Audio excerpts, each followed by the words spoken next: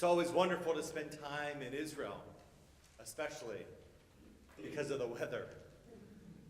It was much warmer there than it was here.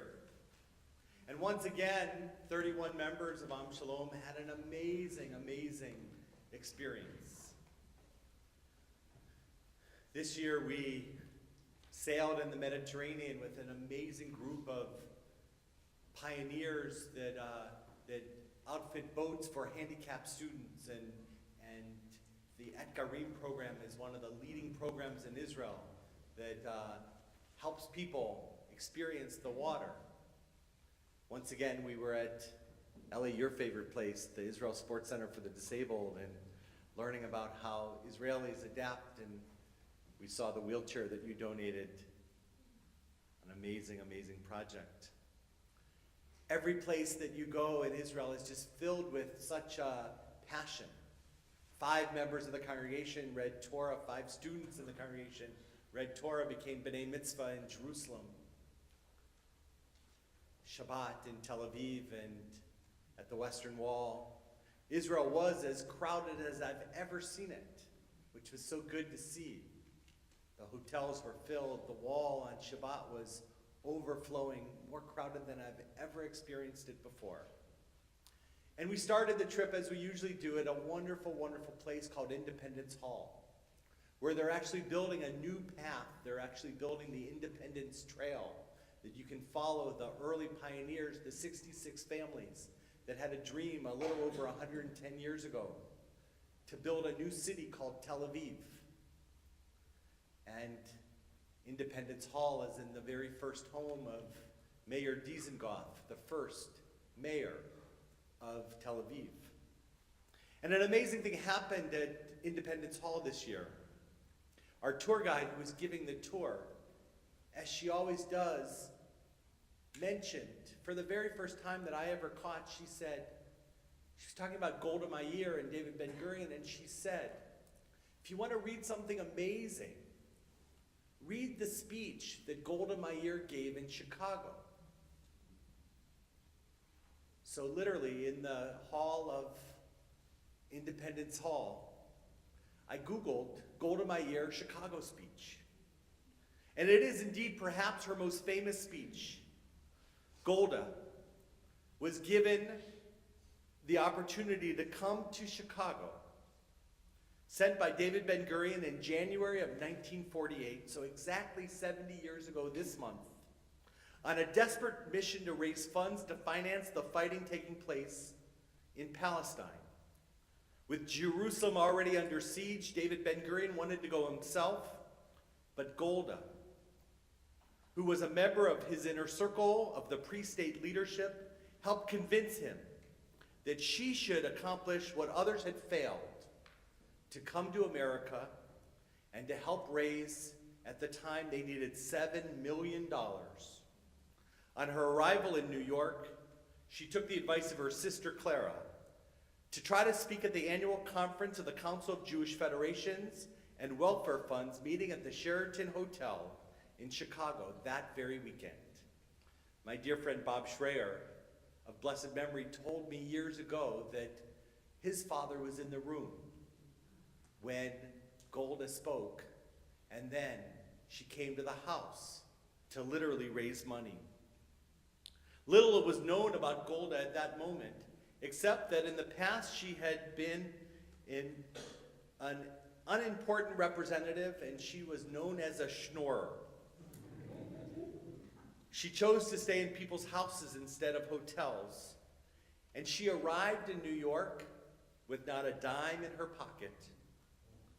She couldn't even take a taxi. And she wanted to come and speak to the Federation. She hadn't been to the States, even though she was born in Milwaukee. She hadn't been to the States in over 10 years. And out of concern for Israel, she was scheduled to speak at the luncheon on Sunday, January 25th, 1948, when the big donors would be present in downtown Chicago. And wouldn't you know it, a huge snowstorm hit New York that weekend, but an opening occurred on late Saturday afternoon, Shabbat, and she caught a flight the only flight that day from New York to Chicago. Although reports about her had appeared in American newspapers from time to time, she was hardly a household name at the time. And in a new book called Lioness, she was quoted as saying, "I was terribly afraid of going to these people who didn't know me from Adam. I admit I was shaking. I had no idea what was going to happen." And she stood in front of the General Assembly of the Federations, and she began, "Friends, the Jewish community in Palestine is, quote, going to fight to the very end," she said. "If we have something to fight with, we will fight with that. And if we don't, we will fight with stones." The spirit of the young people fighting remained high, she related. But, quote, "this spirit alone cannot face rifles and machine guns. The Mufti and his people have declared war upon us. We have no alternative but to fight for our lives, for our safety, and for what we have accomplished, for Jewish honor and for Jewish independence." She told them of the young people, 17 and 18-year-olds, Haganah members who fearlessly escorted Jews from the dangerous road from Tel Aviv to Jerusalem, and others, more than 20,000 young men and women who registered to join the military organizations. She told the story of one last man fighting in Kfar Etzion who died with a stone in his hand, for he had run out of ammunition.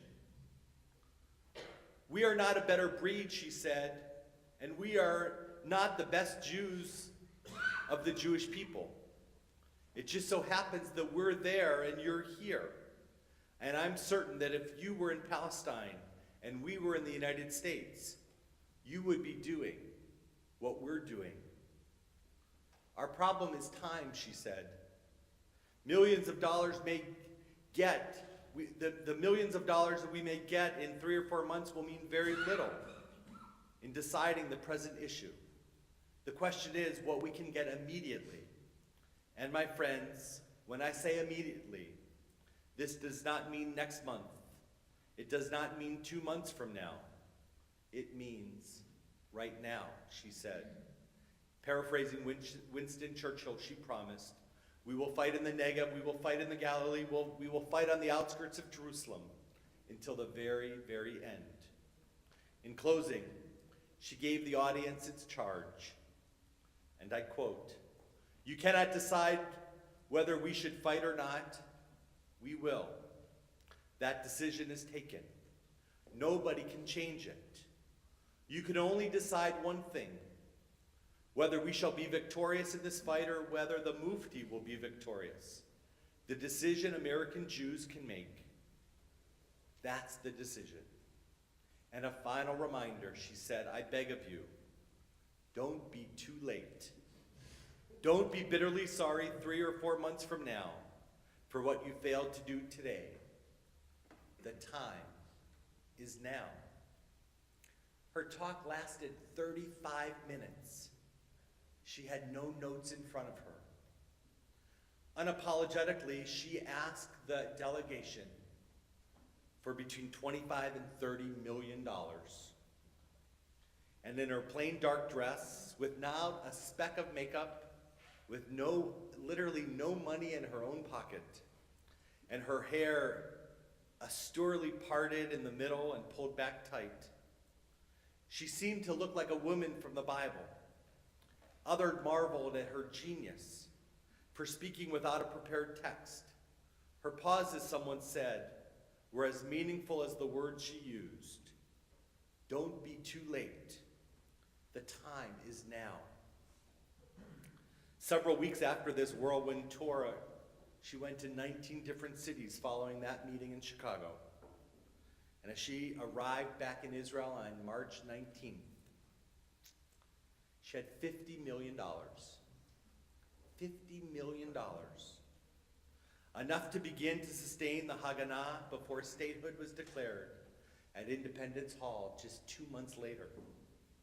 Ben-Gurion wrote in his diary at that time, "The only ray of light for the present is Golda's success." We were honored to be there at that moment. We're honored as a congregation to go back and to be in Israel for Yom HaAtzmaut, to be in Israel for Israel's 70th birthday this coming April. We're honored that Mike Hollander, our tour guide who is with us and has been with us for the last several years, is going to be here, not next week. Next week we have the Soul Children. This is like my favorite month.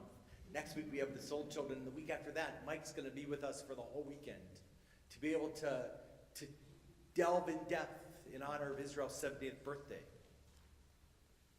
And we decided as a staff that over the next few months, between now and Yom HaAtzmaut, when there's a Friday night that we have a little room to play, we're going to pick one moment like we did tonight, Golda Meir, and we're going to teach or we're going to share one piece of Israeli history in honor of Israel's 70th birthday.